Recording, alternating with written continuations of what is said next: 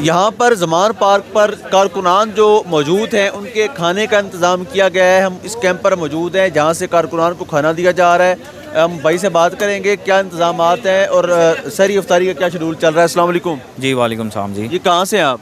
जी मैं उकाड़ा से जी। उकाड़ा से स्पेशली कारकुनान के लिए पहुँचे हैं खाने वाने का बंदोबस्त करने के लिए? जी बिल्कुल जी, हमारे लीडरों की हमारे हदायत थी, चौधरी परवेज़ लाई साहब और मोना सलाई साहब की और इमरान खान साहब की तरफ से हदायत थी कि आप आएँ और यहाँ पे रमज़ानुल मुबारक के महीने में यहाँ पे हमारा 30 दिन अफ्तारी और सहरी का प्रोग्राम है जी। और हम तकरीबन 3000 बंदे की यहाँ पे सहरी और अफ्तारी करवाया करेंगे।